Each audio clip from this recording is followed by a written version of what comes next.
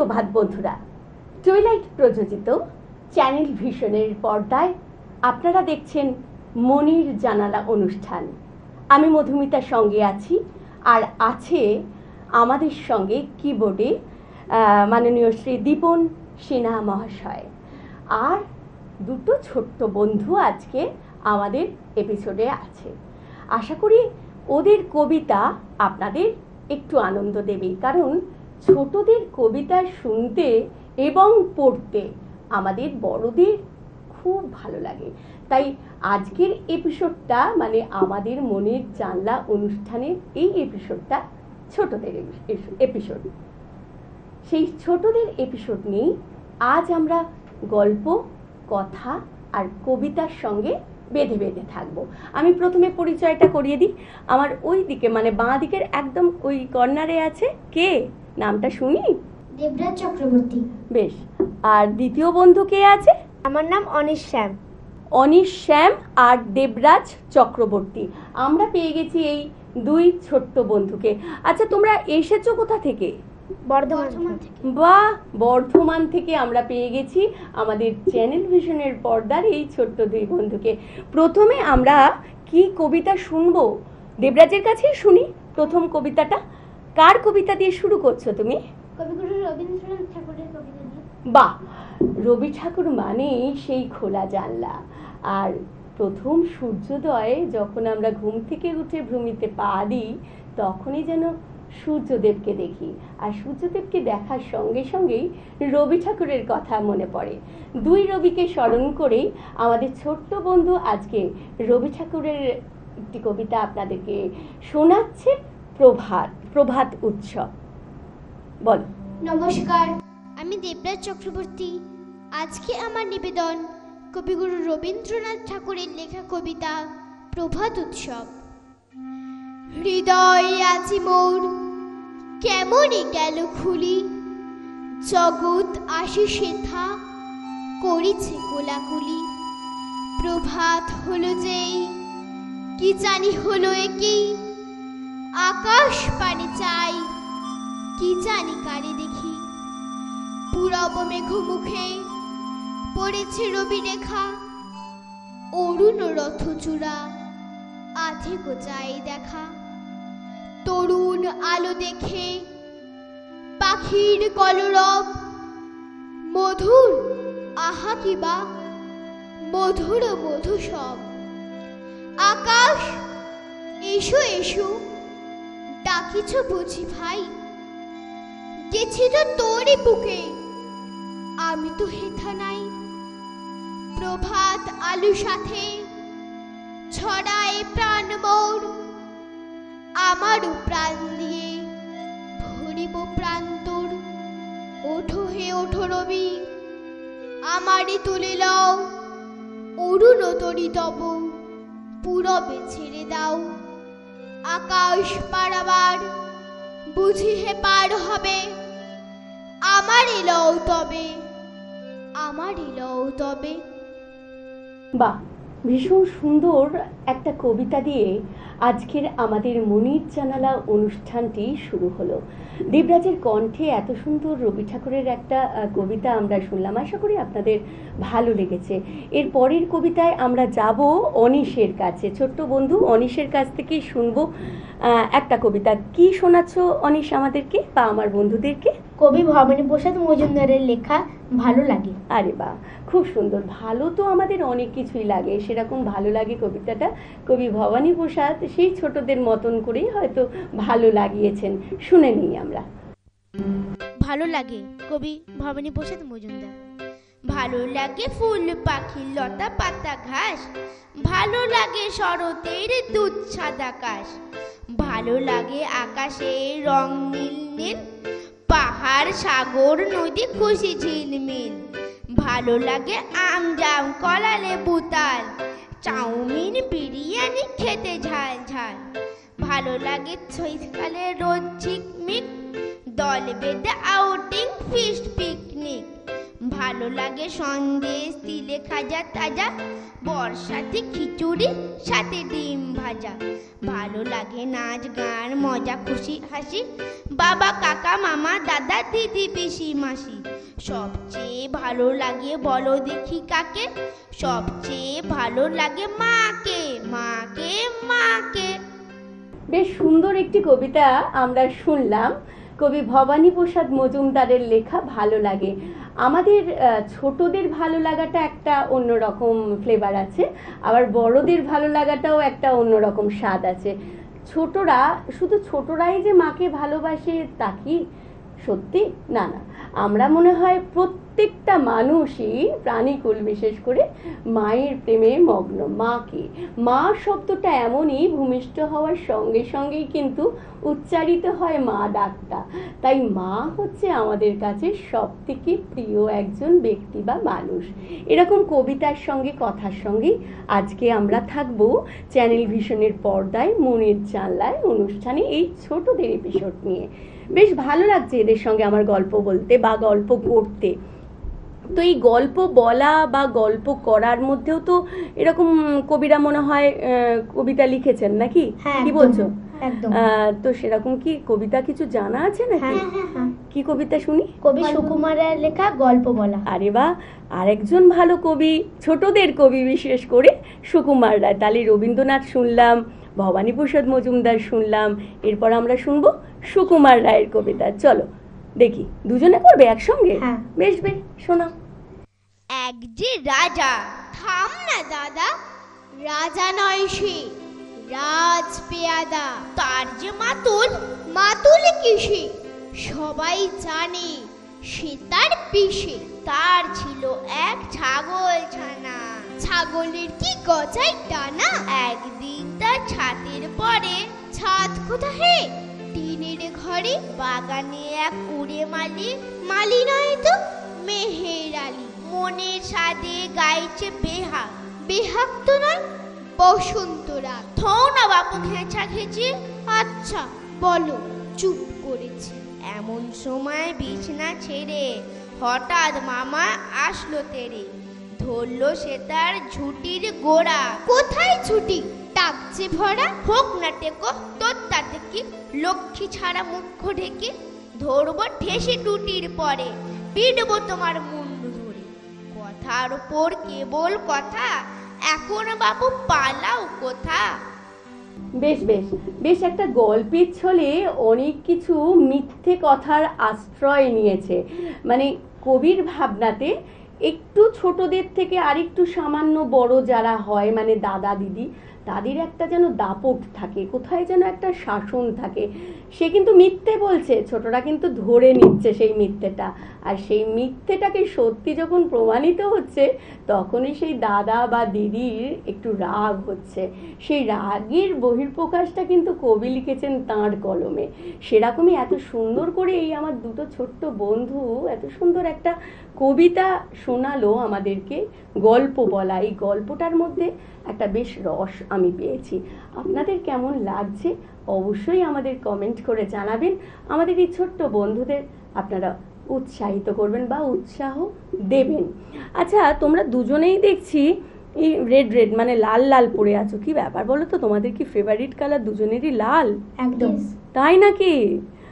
আচ্ছা, আর কি ভালো লাগে? দেবরাজের কি ভালো লাগে? মানে কি খেতে ভালো লাগে? চিকেন। চিকেন। আর অনিশের? বিরিয়ানি। ওরে বাবা, দুটোই তো মানে দুজনের কাছে ফেভারিট। তাহলে কি ভাত ডাল সবজি মায়ের হাতের রান্না ভালো লাগে না? হ্যাঁ, ওগুলো তো অবশ্যই আছে। হ্যাঁ, আর চিকেনটা বেশি ফেভারিট দুজনেরই তার মানে। হ্যাঁ। মাটনটা ভালো লাগে না? না। আচ্ছা আচ্ছা, আর মিষ্টি? মিষ্টি ভালো লাগে। মিষ্টিও ভালো লাগে? হ্যাঁ। কি মিষ্টি ভালো লাগে? রসগোল্লা। ওরে বাবা, আর তোমারও রসগোল্লা? সেটা গরম না ঠান্ডা? গরম রসগোল্লা। গরম রসগোল্লা যদিও উপকারী একটা খাদ্য। যাই হোক, ছোটদের সঙ্গে আমার তো বেশ সময়টা কাটছে। সঙ্গে আমাদের দীপনদা আছে, দীপনদা কিন্তু সুন্দর সহযোগিতা করছে। সঙ্গতে দীপন সিনহা, আমি প্রথমেই পরিচয় করিয়েছি। বেশ ভালো লাগছে, মানে এপিসোডটা ছোটদের সঙ্গে কাটাতে সবারই, আমাদের বড়দের, দীপনদারও ভালো লাগছে, হয়তো আমারও ভালো লাগছে। এইভাবেই আমরা আরেকটু কিছুক্ষণ থাকবো। তা আমি দেবরাজের কাছে আর একটা কবিতা শুনতে চাই। ঠিক আছে। কবি সুবোধ সরকারের লেখা কবিতা বেলুর। আমি একটা কোনায় দাঁড়িয়ে দেখছিলাম দুটি ছেলে গেরুয়া বসন পরে মন্দিরের সিঁড়ি মুছছিল। এত মন দিয়ে আমি কাউকে সিঁড়ি মুছতে দেখিনি, এত ভালোবাসা দিয়ে আমি কাউকে ধুলো তুলতে দেখিনি। সিঁড়ি নয়, যেন জননীর ত্বক থেকে ধুলো তুলছিল। এভাবে কেউ সিঁড়ি থেকে ধুলো মুছতে পারে এ আমি কোথাও দেখিনি। স্থিতপ্রজ্ঞ মহারাজকে জিজ্ঞাসা করলাম, এই ছেলে দুটি কে? মহারাজ মৃদু হেসে বললেন, একজন নিউক্লিয়ার ফিজিসিস্ট, একজন IBM এর 6 লাখ টাকার চাকরি ছেড়ে এখানে এসেছে, সিঁড়ি ধুতে এসেছে। যে সিঁড়ি দিয়ে মানুষ উপরে ওঠে তা যেন পরিষ্কার হয়। মহারাজ চলে গেছেন, সন্ধ্যা নেমে আসছে গঙ্গায়, আবার ভেতরেও নামছে সন্ধ্যা। সারা পৃথিবীতে এত সিঁড়ি, সিঁড়িতে সিঁড়িতে এত দাগ, এত ক্রোধ, এত অপমান। আরতি শুরুর আগে মনে হলো, যে সিঁড়ি মুছতে পারে না সে কোনোদিন মানুষের চোখের জল মুছতে পারবে না। যে সিঁড়ি মুছতে পারে না সে কোনোদিন মানুষের চোখের জল মুছতে পারবে না। অসাধারণ বললেও হয়তো কম বলা হবে। এইটুকু একটা ছোট্ট ছেলের কণ্ঠে এই সুবোধ সরকারের লেখা কবিতা বেলুর, অনেক বড় বড় ব্যক্তিত্বরাও কিন্তু ঘাবড়ে যায়। এই এত সুন্দর এত বড় মাপের একটা কবিতা এই ছোট্ট ছেলেটির কণ্ঠে কেমন লাগলো অবশ্যই আমাদের জানাতে ভুলবেন না। আসছি একটা ছোট্ট বিরতি নিয়ে। বিরতির পর আবারও এই ছোট্ট বন্ধুদের সঙ্গে আমাদের দেখা হচ্ছে, আপনাদের দেখা হচ্ছে।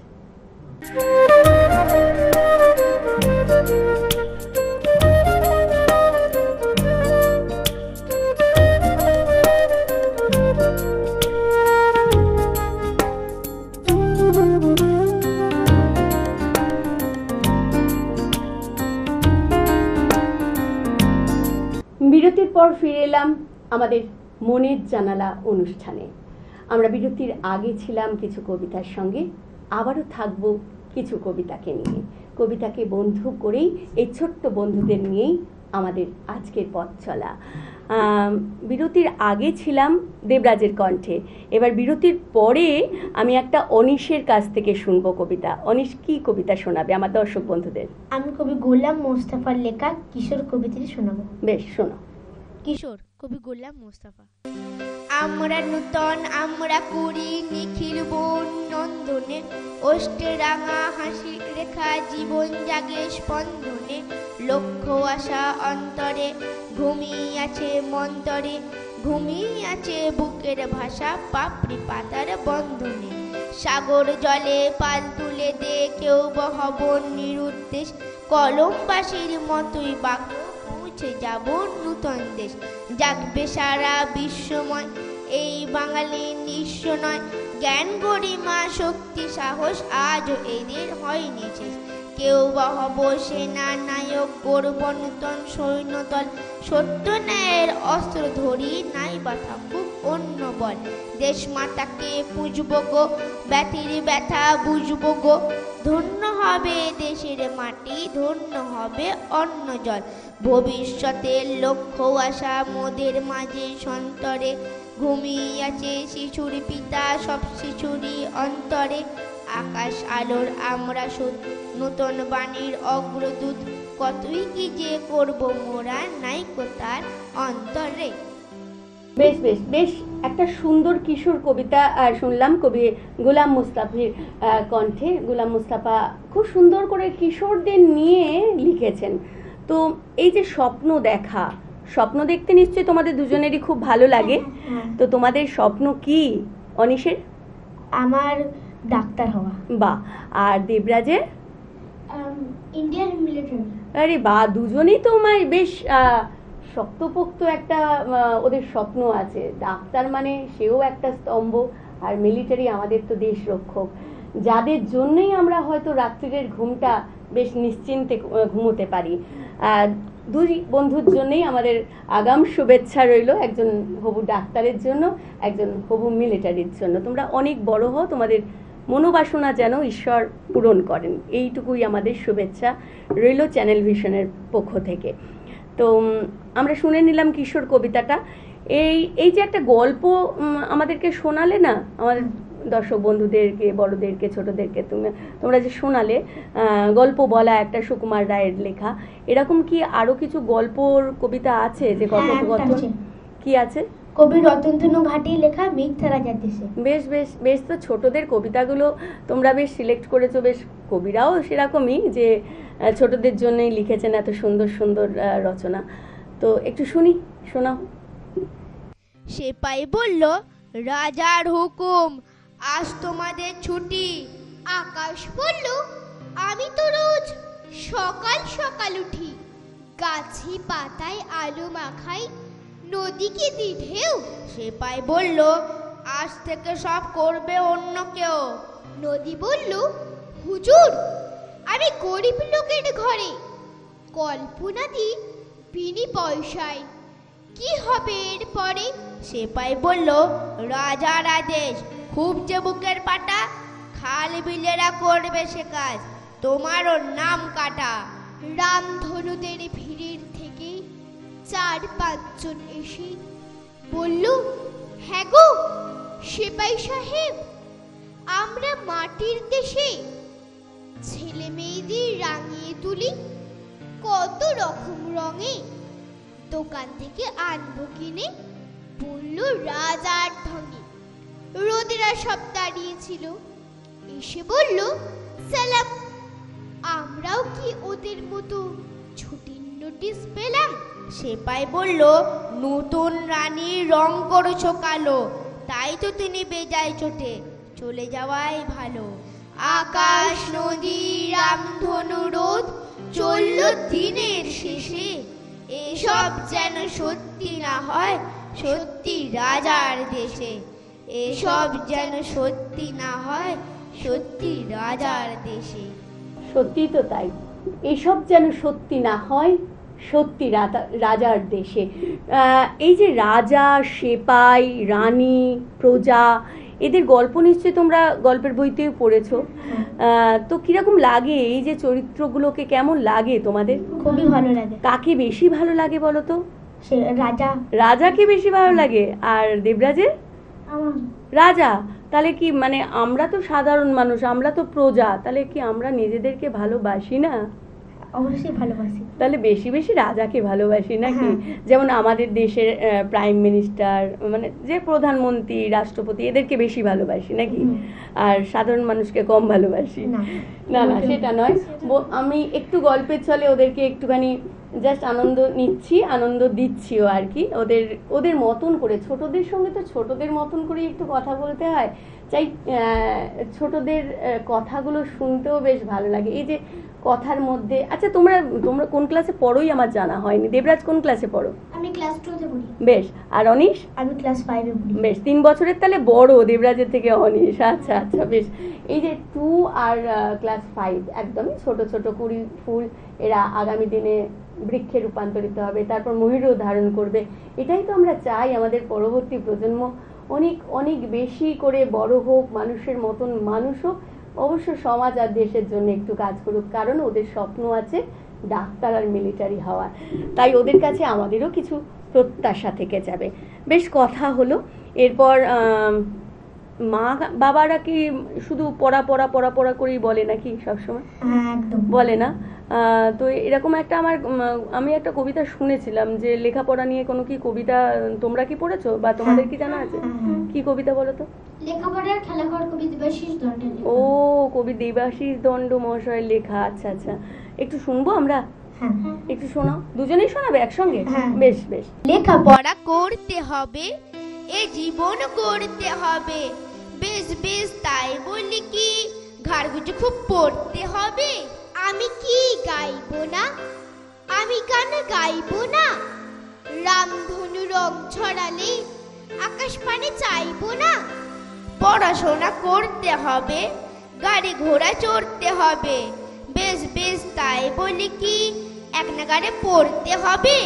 আমি কি বলবো না, কবিতা বলবো না, একদিন খুশির মাঠে তাথই পায়ে চলবো না। লেখাপড়া করতে হবে, স্বপ্নটা ধরতে হবে, আহারে তাই বলি কি কায়দা মাফিক সরতে হবে। আমি কি আঁকবো না, ছবি আর আঁকবো না, একদিন ফুলের বনে ফুলের রেণু মাখবো না। পড়াশোনা করতে হবে, লেখাপড়া করতে হবে, আর কত লড়তে হবে, বেঁচে রোজ মরতে হবে। দিন রাত পড়া পড়া, এ কেমন মানুষ গড়া, কি ক্ষতি গান নাটকের যদি হয় রোজ মহড়া। কি ক্ষতি বন্ধ হলে এ বেলার ল্যাবরেটরি, কি ক্ষতি মনে মনে যদি ঘাস ফড়িং ধরি, কি ক্ষতি না যদি যাই বিকেলের কোচিং ক্লাসে, কি ক্ষতি ফুটবলটাও থাকলে সিলেবাসে, কি ক্ষতি ফুটবলটাও থাকলে সিলেবাসে। এমন যদি না ছুটে যায় ধান সিঁড়িটির তীরে, এমন যদি না ছুটে যায় কাব্য উপবন, লেখাপড়া ঠুঙ্কু এত বিগড়ে যাবে ছুলে, বরং আরো মুক্ত হবে মন। এমন যদি না ছুটে যায় পাতার বাঁশি শুনে, এমন যদি না ছুটে যায় স্বরলিপির দেশ, পড়ার বেলা খেলার বেলা সকল বেলা জুড়ে মনের ভিতর উঠুক গড়ে পড়ার পরিবেশ, মনের ভিতর উঠুক গড়ে পড়ার পরিবেশ। সত্যিই তো তাই। এই যে ছোট্ট জীবন, এখন তো খেলার মাঠ বলে কিছু নেই, খেলার মাঠ সব হারিয়ে গেছে। কংক্রিটের বড় বড় ফ্ল্যাট কালচারে আমরা আবদ্ধ হয়ে পড়েছি। তাই পড়ার মাঝেও ওদের কিছু আকাঙ্ক্ষা থেকে যায়। সেই আকাঙ্ক্ষাগুলো আঁকার আকাঙ্ক্ষা, ছবি দেখার আকাঙ্ক্ষা, ছবি নেয়ার আকাঙ্ক্ষা, আবৃত্তি বলার আকাঙ্ক্ষা, গান শেখার আকাঙ্ক্ষা, এইসব অনেক অনেক আকাঙ্ক্ষা। ফুটবলটা যে ওদের কাছে কতটা প্রিয় সেটা কবি দেবাশিস দণ্ডের কবিতার মধ্যেই ছোঁয়া পেলাম। আমরা ছিলাম এতক্ষণ ধরে আমাদের ছোট্ট বন্ধুদের সঙ্গে কবিতা কথায়, আর আপনাদেরই খুব প্রিয় একটা অনুষ্ঠান মনের জানলা। এই মনের জানালায় আবারও কখনো কোনো একদিন এই ছোট্ট বন্ধুদেরকে আবারও সঙ্গী করে নিশ্চয়ই আমরা পাবো। আমাদের পথ চলা এখানেই শেষ হলো। আবারও কোনো একটা এপিসোডে আমার সঙ্গে আপনাদের দেখা হবে। ততক্ষণ পর্যন্ত ভালো থাকুন, সুস্থ থাকুন।